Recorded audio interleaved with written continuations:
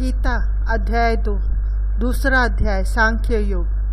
पहले अध्याय में गीता में कहे हुए उपदेश की प्रस्तावना रूप दोनों सेनाओं के महारथियों की तथा शंख ध्वनि पूर्वक अर्जुन का रथ दोनों सेनाओं के बीच खड़ा करने की बात कही गई। बाद में दोनों सेनाओं में खड़े हुए अपने कुटुंबी और स्वजनों को देखकर शोक और मोह के कारण अर्जुन युद्ध करने से रुक गया और अस्त्र शस्त्र छोड़कर विषाद करने बैठ गया। यह बात कहकर उस अध्याय की समाप्ति की। बाद में भगवान श्री कृष्ण ने उन्हें किस प्रकार फिर से युद्ध के लिए तैयार किया, यह सब बताना आवश्यक होने से संजय अर्जुन की स्थिति का वर्णन करते हुए दूसरा अध्याय प्रारंभ करता है। अत द्वितीय अध्याय। संजय बोले, उस प्रकार करुणा से व्याप्त और आंसुओं से पूर्ण तथा व्याकुल नेत्रों वाले शोक युक्त उस अर्जुन के प्रति भगवान मधुसूदन ने ये वचन कहा। श्री भगवान बोले, है अर्जुन, तुझे इस समय में यह मोह किस हेतु से प्राप्त हुआ, क्योंकि न तो यह श्रेष्ठ पुरुषों द्वारा आचरित है, न स्वर्ग को देने वाला है और न कीर्ति को करने वाला ही है। इसलिए हे अर्जुन, न पुंसकता को मत प्राप्त हो, तुझमें यह उचित नहीं जान पड़ती। हे परंतप, हृदय की तुच्छ दुर्बलता को त्याग कर युद्ध के लिए खड़ा हो जा। अर्जुन बोले, हे मधुसूदन, मैं रणभूमि में किस प्रकार बाणों से भीष्म पितामह और द्रोणाचार्य के विरुद्ध लड़ूंगा, क्योंकि हे अरुसूदन, वे दोनों ही पूजनीय हैं।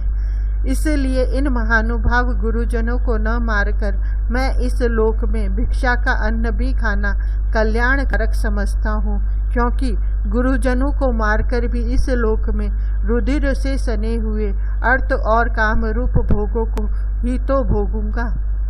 हम यह भी नहीं जानते कि हमारे लिए युद्ध करना और न करना इन दोनों में से कौन सा श्रेष्ठ है, अथवा यह भी नहीं जानते कि उन्हें हम जीतेंगे या हमको वे जीतेंगे, और जिनको मारकर हम जीना भी नहीं चाहते वे ही हमारे आत्मीय धृतराष्ट्र के पुत्र हमारे मुकाबले में खड़े हैं। इसलिए कायरता रूप दोष से उपहत हुए स्वभाव वाला तथा धर्म के विषय में मोहित चित्त हुआ मैं आपसे पूछता हूँ कि जो साधन निश्चित कल्याणकारक हो वह मेरे लिए कहिए, क्योंकि मैं आपका शिष्य हूँ। इसलिए आपके शरण हुए मुझको शिक्षा दीजिए, क्योंकि भूमि में निष्कंटक धन धान्य संपन्न राज्य को और देवताओं के स्वामी पने को प्राप्त होकर भी मैं उस उपाय को नहीं देखता हूँ जो मेरी इंद्रियों को सुखाने वाले शोक को दूर कर सके। संजय बोले, हे राजन, निद्रा को जीतने वाले अर्जुन अंतर्यामी श्री कृष्ण महाराज के प्रति इस प्रकार कहकर फिर श्री गोविंद भगवान से युद्ध नहीं करूँगा, यह स्पष्ट कहकर चुप हो गए।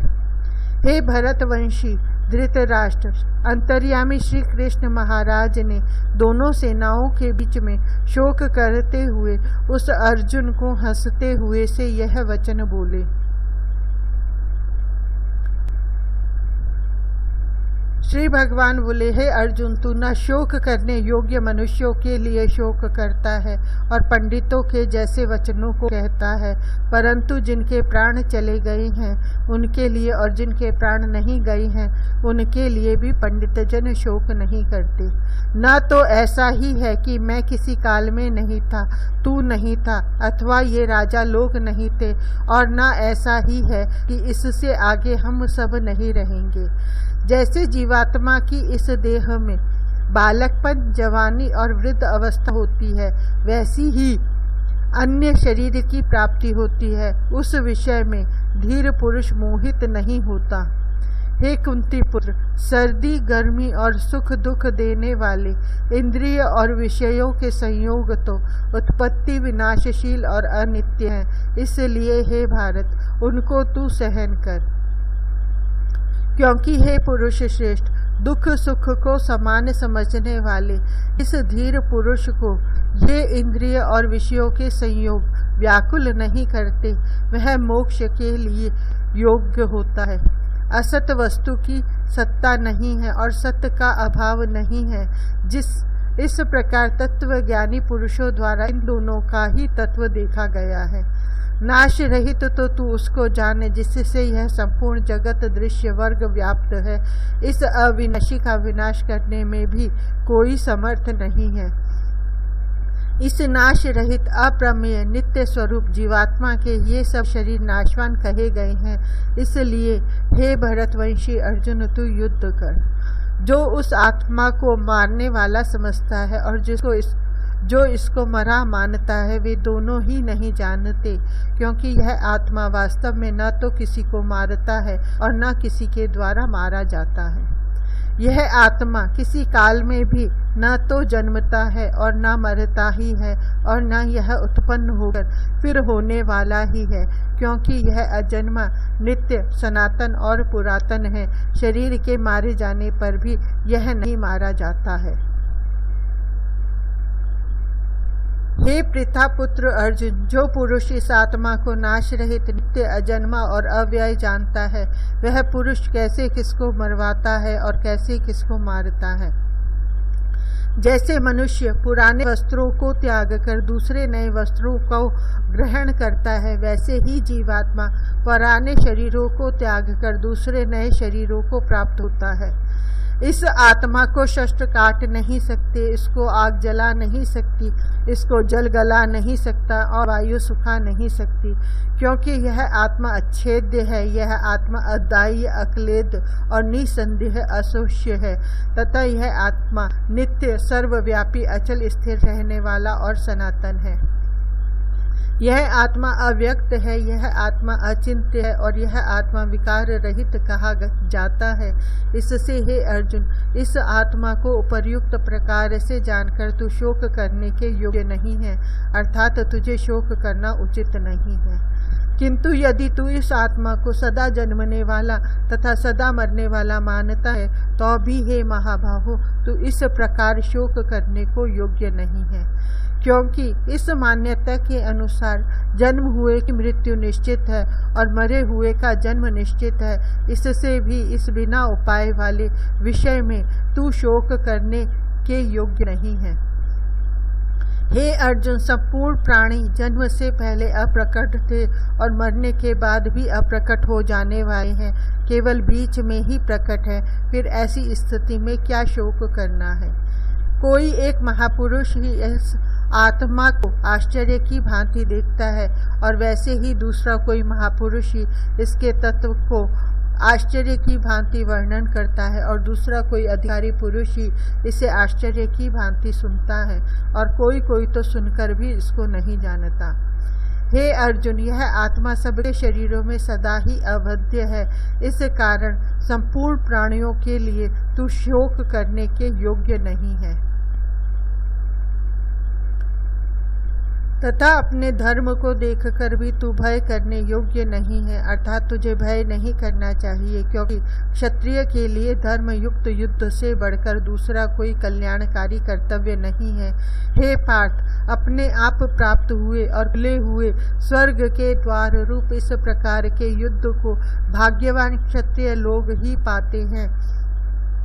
किंतु यदि तू इस धर्म युक्त युद्ध को नहीं करेगा तो स्वधर्म और कीर्ति को खोकर पाप को प्राप्त होगा तथा सब लोग तेरी बहुत काल तक रहने वाली अपकीर्ति भी कथन करेंगे, और माननीय पुरुष के लिए अपकीर्ति मरण से भी बढ़कर है।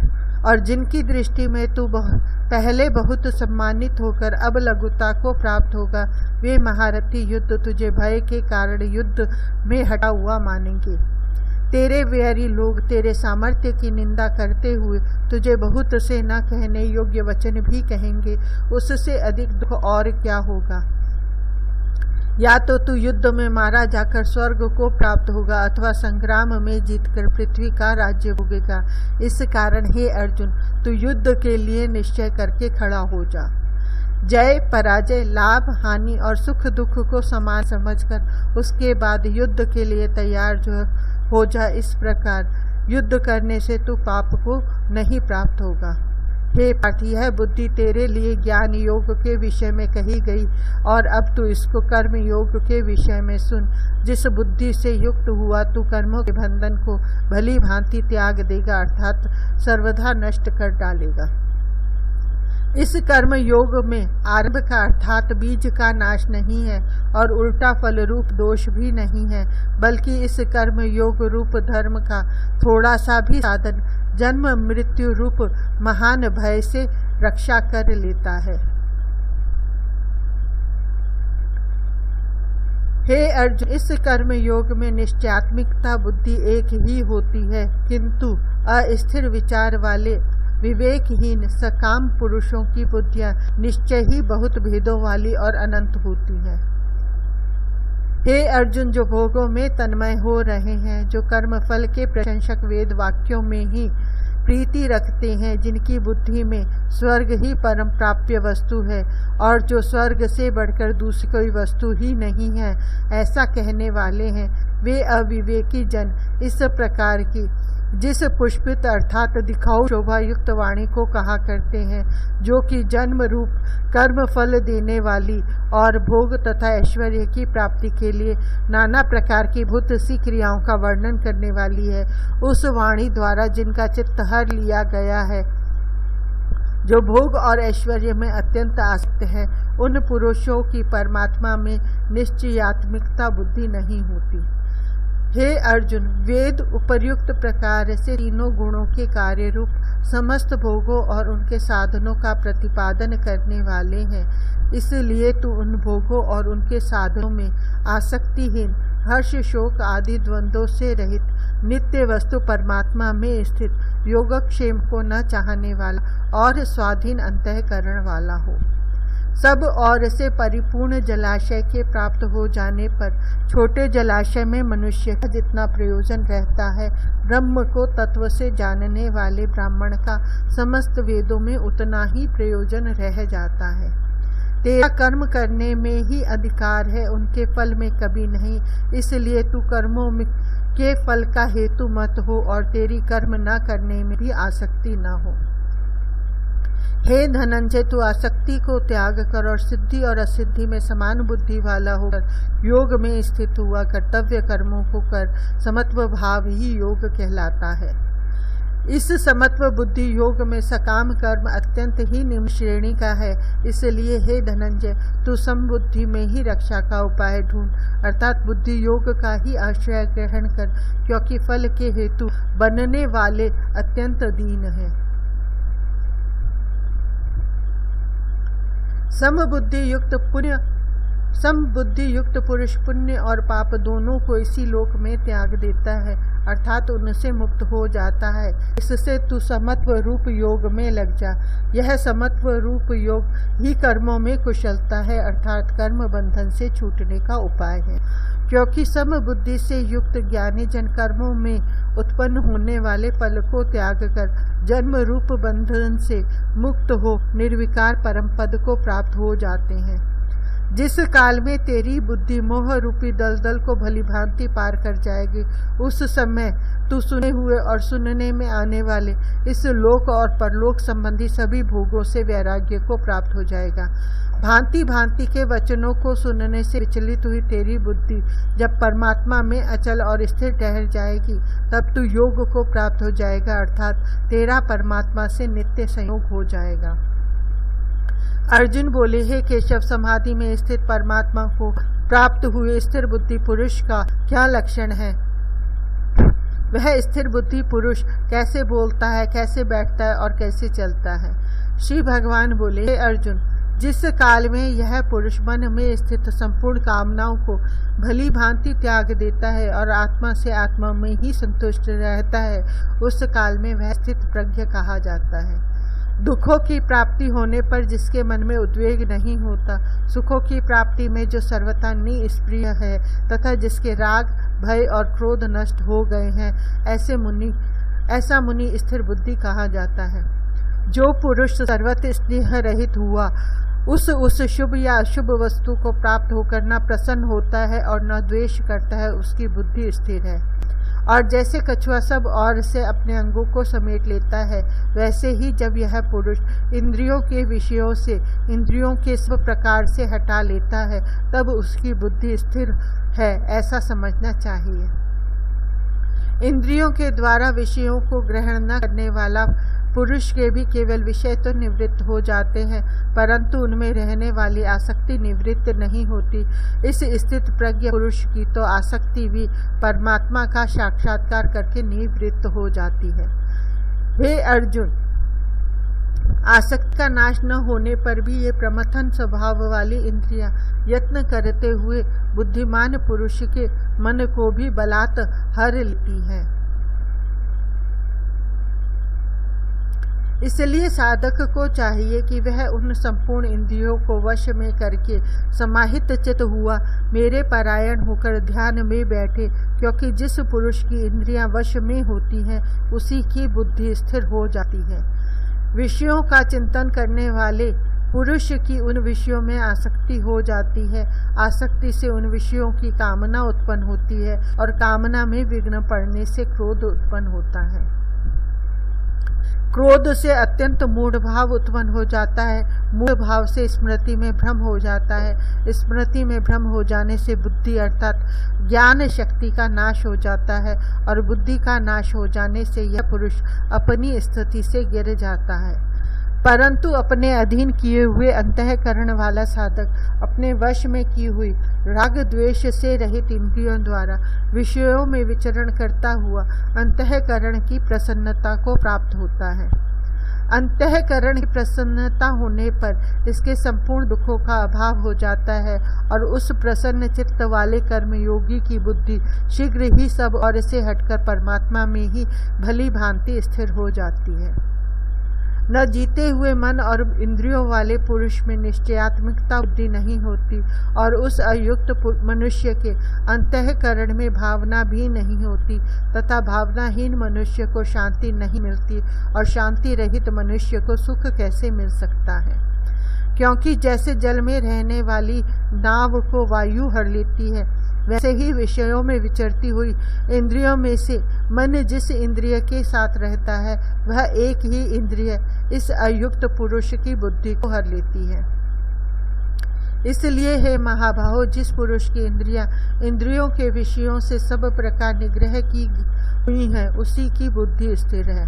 संपूर्ण प्राणियों के लिए जो रात्रि के समान है उस नित्य ज्ञान स्वरूप परम आनंद की प्राप्ति में स्थित प्रज्ञ योगी जागता है और जिन नाशवान सांसारिक सुख की प्राप्ति में सब प्राणी जागते हैं, परमात्मा के तत्व को जानने वाले मुनि के लिए वह रात्रि के समान है।